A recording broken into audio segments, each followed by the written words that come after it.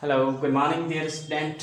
गायत्री विद्या मंदिर के YouTube channel पे आपका स्वागत है। आज अपन स्टार्ट करने जा रहे हैं 11th class physics chapter number 3 सरल रेखीय गति स्ट्रेट लाइन मोशन। ये अपने पास फिजिक्स का फर्स्ट स्टेप है या फिजिक्स के अंदर अपन यहाँ से घुसेंगे। पहले और दूसरे चैप्टर के अंदर अपन ने फिजिक्स के भौतिक राशियाँ, विमाएँ, त्रुटियाँ, सार्थक अंक इनके बारे में बात की। अब अपन घुसते हैं सरल रेखीय गति। ये अपने पास एक भौतिक विज्ञान की शाखा है, मैकेनिक्स गतिकी का ही एक पार्ट है। मैकेनिक्स क्या है कि ये भौतिक विज्ञान की वह शाखा है, भौतिक विज्ञान की वह शाखा जिसमें अपन गति, मोशन, बल, फोर्स, एनर्जी, ऊर्जा के बारे में अध्ययन किया जाता है। उसे अपन क्या कहते हैं कि भौतिक विज्ञान की वह शाखा जिसमें गति, मोशन, बल, फोर्स, ऊर्जा, एनर्जी का अध्ययन किया जाता है। अब मैकेनिक्स जो ब्रांच है, गति की जो ब्रांच है, दो भागों के अंदर डिवाइड है। एक इसको अपन बाद में देखें। पहला है काइनेमेटिक्स और दूसरा है डायनेमिक्स। अब कोई भी वस्तु गतिशील है तो वो किसी न किसी कारण के द्वारा या कोई न कोई वस्तु पर बाह्य कारक उस पर बल लगा रहा होगा, तभी तो कोई वस्तु गति कर रही है। या वस्तु गति कर रही, कुछ देर पश्चात रुक जा रही है, मतलब कोई न कोई ऐसा बल या ऐसा कारक जो लग रहा होगा जो उसको गति को क्या करता है, विरोध करता है। तो अपने पास यदि गति के कारकों को बारे में अध्ययन नहीं करें, गति के कारक जैसे बल है, ऊर्जा है, इनके कारकों का अध्ययन नहीं करने वाली जो ब्रांच है वो क्या कहलाती है, काइनेमेटिक्स। और इसमें केवल वस्तु की गति के बारे में बात करेंगे, वस्तु की गति के बारे में। ये गति किस कारण हो रही है, क्यों हो रही है, उनके बारे में अध्ययन नहीं करेंगे। और ऐसी ब्रांच को अपन ये कहते हैं शुद्ध गति की। क्या कहते हैं, शुद्ध गति। फिर अपने पास आता है डायनेमिक्स। डायनेमिक्स के अंदर अपन गतिकी के या गति के कारकों का भी अध्ययन करते हैं कि मोशन विथ फोर्स। अब थर्ड है अपने पास देखें स्टैटिक्स। स्टैटिक्स में अंदर क्या करते हैं अपन कि यदि वस्तु रेस्ट में है, क्या है, स्थिर अवस्था में, तब जो बल लगने वाले बल और उसकी ऊर्जा के बारे में जो अध्ययन किया जाता है वो स्टैटिक्स में आता है। ठीक, तो ये अपने पास बात होगी मैकेनिक्स की ब्रांच की, और इसके अंदर अपन पढ़ने जा रहे हैं काइनेमेटिक्स। ओके, चलिए अब गति है। गति क्या कहलाती है, गति को सिंपल समझते हैं। पहले सरल रेखीय की बात नहीं, पहले बात करें अपन गति। गति क्या है कि वस्तु की स्थिति में समय के सापेक्ष परिवर्तन, समय के साथ परिवर्तन, ये भी कह सकते हैं, ये सापेक्ष भी कह सकते हैं। ये किस प्रकार के, जैसे कोई वस्तु, रेलगाड़ी किसी पथ पर दौड़ रही है, जैसे कोई वाहन सड़क पर चल रहा है, ठीक। दूसरा हवा के अंदर वायुयान की गति। ये सारे जैसे वस्तु, जैसे मैं किसी पत्थर को यहाँ से जमीन से फेंकूं, नीचे जाएगा, ठीक। तो ये प्रत्येक समय पर अपनी पोजीशन को या स्थिति को क्या करती है, परिवर्तित करती है, ठीक। उसके बारे में अपन बात करेंगे। सरल रेखीय गति के अंदर सरल रेखा कि यदि कोई वस्तु, यदि वस्तु सरल रेखा में गति करे, सरल रेखा में गति करे, तो उसे अपन क्या कहते हैं, सरल रेखीय गति। इसका एग्जांपल जैसे एक सीधी पटरी है बनेगी, कैसे है, सीधी। उस सीधी पटरी पर जो रेलगाड़ी चलती है, जो रेलगाड़ी की गति है, वो कैसे कहलाती है, सरल रेखीय गति कहलाती। तो ये सरल रेखीय गति होगी। अब गति को आगे समझें। आप देखते कोई भी वस्तु है, किसी वस्तु के सापेक्ष स्थिर दिखाई देती है, किसी वस्तु के सापेक्ष गति से दिखाई देती है। जैसे अपन मान लेते हैं पृथ्वी है, पृथ्वी के चारों ओर कौन चक्कर लगाता है? चंद्रमा। तो यहाँ पे पृथ्वी पर खड़े खड़े अपन देखते हैं तो चंद्रमा अपन को कैसा लगता है? गतिशील। यदि अपन बात करें, अपन चले जाए तो अपन को क्या लग रहा है? पृथ्वी स्थिर अवस्था में। लेकिन अपन सूर्य के पास जाएं या अंतरिक्ष में जाके देखें तो वहां पे अपन को दिखाई देगा पृथ्वी भी क्या कर रही है? चक्कर लगा रही है। मतलब वस्तु है वो क्या करती है? गति कर रही है। किसी के सापेक्ष वो गतिशील होगी, किसी के सापेक्ष स्थिर होगी। तो हमेशा जो गति के बारे में अध्ययन किया जाएगा वो किसी के सापेक्ष बात करेंगे। क्या करेंगे? किसी के सापेक्ष बात की जाएगी। ठीक है, चलिए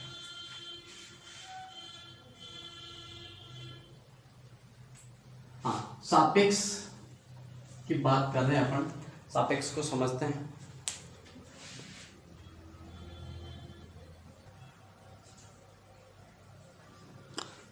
हाँ, सापेक्ष।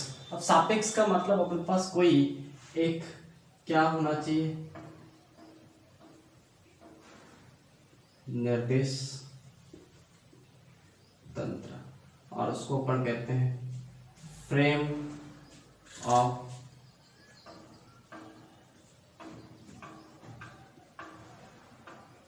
रेफरेंस। फ्रेम ऑफ रेफरेंस, इसको समझते हैं अपन फ्रेम ऑफ रेफरेंस, निर्देश तंत्र के। देखें कि अपन किसी बस के अंदर सफर कर रहे हैं, अपने पास के अंदर बैठा व्यक्ति और एक अपन बात कर रहे हैं बस के नीचे या दूर कोई व्यक्ति खड़ा है। अपन बस जब सड़क पे चलती है तो अपन को क्या लगता है? अपने पास वाला व्यक्ति क्या है? बैठा है।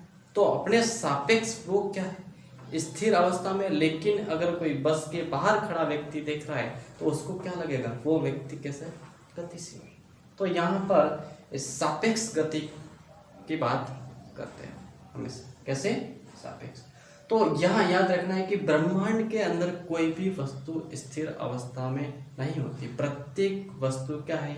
गतिशील अवस्था में। वो किसी वस्तु के सापेक्ष स्थिर भी हो सकती है, किसी वस्तु के सापेक्ष गतिशील भी हो सकती है। इस चीज का आपको ध्यान में रखना है। अब निर्देश तंत्र की देखें। निर्देश तंत्र को समझने के लिए कि यहाँ से कोई वस्तु या वस्तु पड़ी है, या ए बिंदु है, बी बिंदु, ये एक पॉइंट यहाँ पर है जो वस्तु पड़ी है। वस्तु यहाँ पर ए पॉइंट पर कोई खड़ा व्यक्ति को मान लेते हैं, ये दूरी दिखाई देती है 2 मीटर। कितनी देर की? यहां से अपने पास कितनी दिखाई देगी? मान लेते हैं 4 मीटर। और यहां से मान लेते हैं कितनी? 8 मीटर। ठीक है। तो एक वस्तु को देखने के लिए अलग अलग व्यक्ति योग से डायरेक्शन और दूरी क्या है? अलग अलग है। तो डिपेंड करेगा अपने के किसके सापेक्ष बात करें। बी के सापेक्ष 4 मीटर, सी के सापेक्ष 8 मीटर है, और ए के सापेक्ष। तो अपन कहते हैं कि जैसे कोई शहर है, जैसे यहाँ से बात करें सांचर से जोधपुर, क्या है? अगर कोई कहता है कि जोधपुर 350 किलोमीटर है तो क्या कहा जाएगा? गलत है। क्या है? गलत है। तो आपको पूछना है कहाँ से? कहाँ से? अगर सांचूर से बात करें तो 350 है। पालेतरा से बात करें जैसे 200 किलोमीटर है, समथिंग। तो हमेशा दूरी, गति, विस्थापन, वेग, ये सारे हमेशा किसी के सापेक्ष बात करेंगे, किसी के सापेक्ष नापे जाते हैं। अर्थात अपन को एक निर्देश तंत्र की आवश्यकता होती है। तो निर्देश तंत्र किस प्रकार से?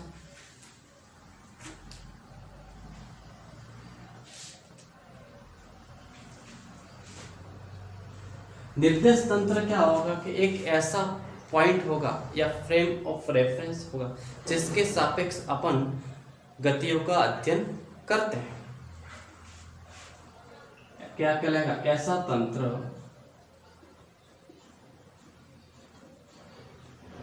जिसको कैसा मानेंगे, स्थिर मानकर, जिसको स्थिर मानकर उसके सापेक्ष गतियों का अध्ययन किया जाता है, गतियों का अध्ययन किया जाता है, उसे अपन क्या कहते हैं, निर्देश तंत्र कहते हैं। निर्देश तंत्र अपने पास कुछ इस प्रकार का होता है। निर्देश तंत्र एक विमीय, अपन त्रिविमीय की बात करें, जैसे ये एक्स डायरेक्शन, ये वाई डायरेक्शन है, ये जेड डायरेक्शन। तो यहाँ पर अपन निर्देश तंत्र वाला बिंदु वो लेंगे अपन 0,0,0 कि यहाँ से कोई वस्तु है मान लेते हैं P। तो इसके लिए ये डिस्टेंस अपने पास कहाँ मान लीजिए कि निर्देश तंत्र से दूरी मान लेते हैं r1 डिस्टेंस, ठीक है। तो यहाँ से दूरी इसके सापेक्ष भी सारा अध्ययन इसके सापेक्ष यहाँ से डिस्टेंस वगैरह अध्ययन किया जाता।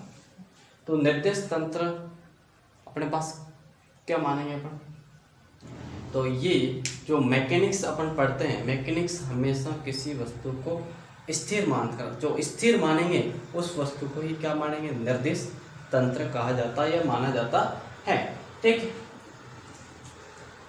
अब बात करें अपन किसी वस्तु की स्थिति, विस्थापन एवं दूरी की बात करें।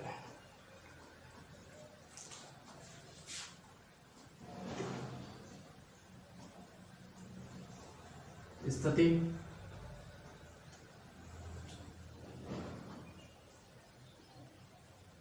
लंबाई, दूरी, विस्थापन, ठीक। अब यहां से अपन पहले एक चीज समझते हैं कि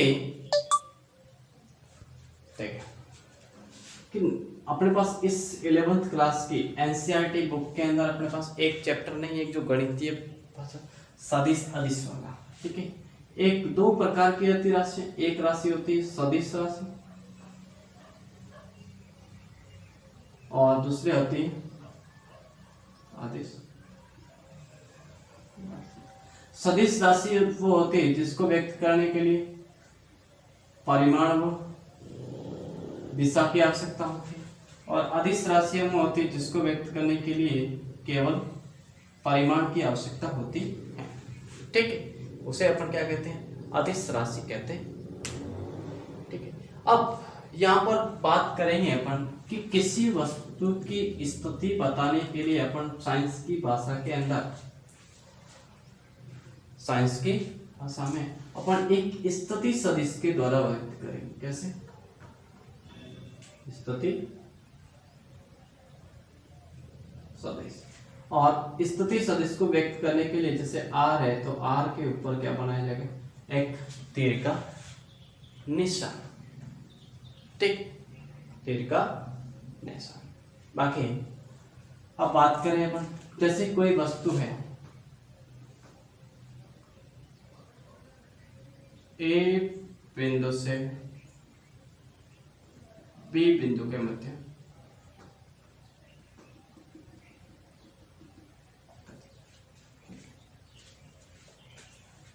यहाँ पे बात करें इसकी A से B के मध्य, इसकी लंबाई क्या कहलाएगी और दूरी क्या कहलाएगी। लंबाई क्या कहते हैं अपन, कि ये A बिंदु B से कितना दूर है, या इस A से B तक जाने में पथ के प्रत्येक बिंदु पर जो दूरी तय करता है या इसकी कुल लंबाई है क्या कहलाएगी, वो क्या कहलाते हैं हमारे पास, दूरी कहलाती है, ठीक है। और इसमें विस्थापन क्या कहलाता है, विस्थापन कहलाता है हमारे पास अंतिम बिंदु व प्रारंभिक बिंदु के मध्य की दूरी, मध्य की दूरी क्या कहलाते हैं, विस्थापन कहलाते हैं, ठीक है। स्थितियां हमेशा स्थिति सदिश के द्वारा व्यक्त करेंगे। लंबाई और दूरी एक ही चीज है और विस्थापन अलग चीज है, विस्थापन अलग चीज है। अब बात करें अपने पास विस्थापन और इसको दूरी को अलग अलग समझें तो इस प्रकार से समझें। जैसे अपने पास कोई वस्तु है,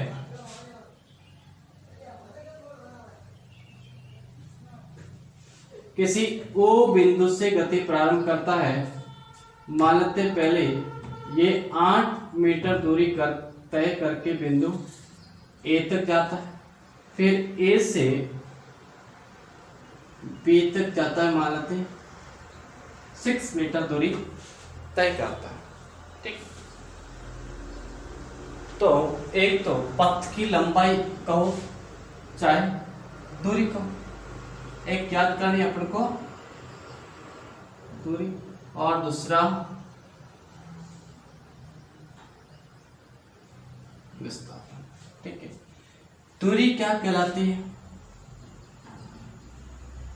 दूरी कहलाती है पथ के प्रत्येक बिंदु में से, याद रखें, पथ के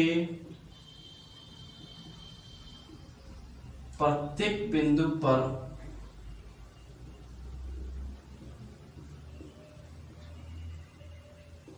चलने पर तय लंबाई, या पथ के प्रत्येक बिंदु पर चलने पर कुल लंबाई को, या फिर कह सकते हो पथ की लंबाई। पथ की लंबाई ही क्या कहलाता है? दूरी कहलाता है। तो दूरी बराबर, दूरी अपने पास कैसे रहेगी? 8 प्लस 6 बराबर 14 मीटर। 8 प्लस 6 बराबर 14 मीटर। और ये हमेशा दूरी कैसी रहेगी? ऑलवेज धनात्मक, ऑलवेज पॉजिटिव। दूरी क्या रहती है? Always positive. अब बात करें अपन यहाँ पे विस्थापन की, तो विस्थापन क्या कहता है? ये एक सदिश राशि है, ध्यान रखें। पहले तो विस्थापन कैसी राशि है? सदिश राशि, क्योंकि ये क्या बताता है कि किसी बिंदु से वो किस यहाँ विस्थापित हो। यहाँ का मतलब दिशा का बोध हो रहा है। इस फिक्स डायरेक्शन की बात करता है कि ए पहले वस्तु O पर थी, अब कहाँ चलेगी? B, तो इसका विस्थापन क्या? तो इसके क्या बताता है? डायरेक्शन को प्रदर्शित करता है। तो विस्थापन की परिभाषा देखें तो क्या होगा कि वस्तु के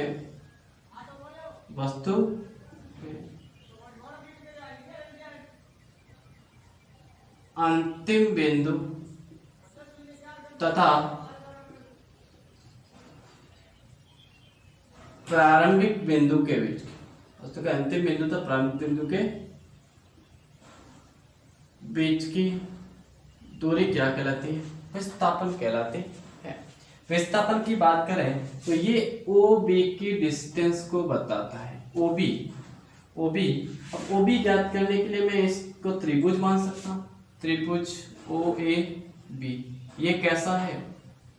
समकोण त्रिभुज।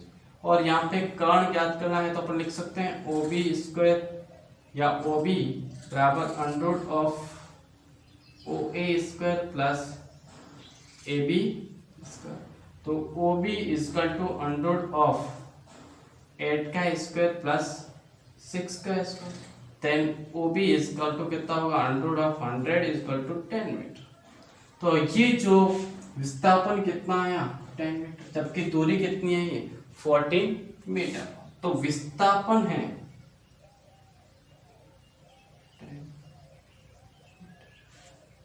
ठीक है। अब जो विस्थापन का मान है, फिर अपन पहले एक और एग्जांपल के थ्रू समझते हैं। सपोज करें कि कोई वस्तु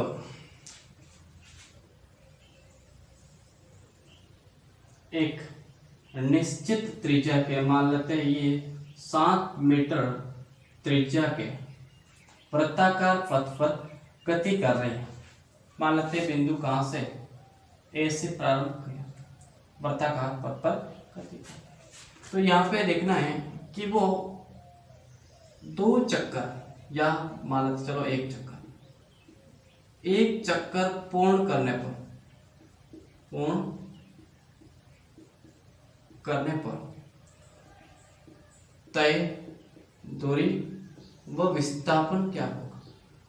तय दूरी व विस्थापन। अब दूरी आप जानते हैं, दूरी बराबर पथ की कुल लंबाई, पथ की यहाँ से स्टार्ट हुआ, यहाँ से वापस आया, तो ये ऊपर कह सकते हैं वृत्त की परिधि के बराबर है, वृत्त की परिधि। और वृत्त की परिधि आप जानते हैं कितने होते हैं, 2 पाई इंटू आर। तो यहाँ से दूरी distance d equal to 2 into 22/7 into R कितना है 7, तो ये हो गया 44 मीटर। जबकि विस्थापन की बात करें, अब विस्थापन कैसा, चलिए विस्थापन क्या है, प्रारंभिक तथा अंतिम बिंदु के बीच की दूरी। जबकि विस्थापन प्रारंभिक बिंदु ये, अंतिम बिंदु भी ये, तो विस्थापन क्या प्राप्त हुआ, 0 प्राप्त हुआ। ठीक है, तो अपने पास दूरी तो हमेशा ऑलवेज पॉजिटिव है, कैसे रहेगा, हमेशा धनात्मक, ऑलवेज पॉजिटिव। बट जो विस्थापन है, डिस्प्लेसमेंट, ये अपने पास पॉजिटिव वैल्यू भी हो सकता है, नेगेटिव वैल्यू हो सकता है, 0 भी हो सकता है, धनात्मक हो सकता है, ऋणात्मक हो सकता है, और 0 भी हो सकता है। अब उनके पास अगर 2 चक्कर आते हैं तो चाहे कितने भी चक्कर लगाए, विस्थापन तो क्या होता है, 0। लेकिन दूरी होगी, जैसे 2 चक्कर आता तो 2 से गुणा, 3 चक्कर, n चक्कर तो पण n से गुणा करता। ठीक है, तो अपन इसको अगर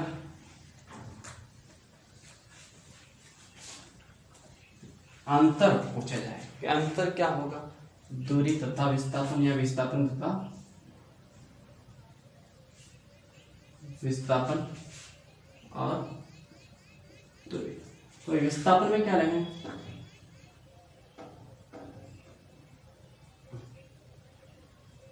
वस्तु के अंतिम बिंदु तथा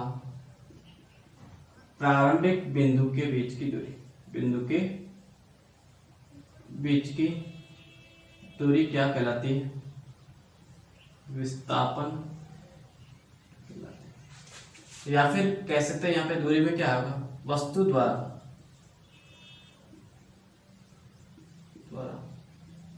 तय किए गए पथ, तय किए गए पथ की कुल लंबाई, पथ की कुल लंबाई क्या कहलाती है, दूरी कहलाती है। ठीक है, ये इंपॉर्टेंट है। दूसरा, ये विस्थापन कैसी राशि है, सदिश राशि, जबकि दूरी कैसी राशि है, अदिश राशि। ठीक है, विस्थापन अपने पास धनात्मक, ऋणात्मक तथा 0 भी हो सकता है, और दूरी हमेशा क्या रहती है, हमेशा धनात्मक होती है। तो ये चीज आपको ध्यान रखनी है, विस्थापन तथा दूरी के मध्य अंतर को। ओके, ठीक है, चलिए तो आज अपन ने कुछ विस्थापन और दूरी के बारे में बात की, फ्रेम ऑफ रेफरेंस के बारे में बात की, गतिकी के प्रकार बारे में बात करी। आगे अपन इसको भी कंटिन्यू करेंगे अगले लेक्चर के साथ में। धन्यवाद।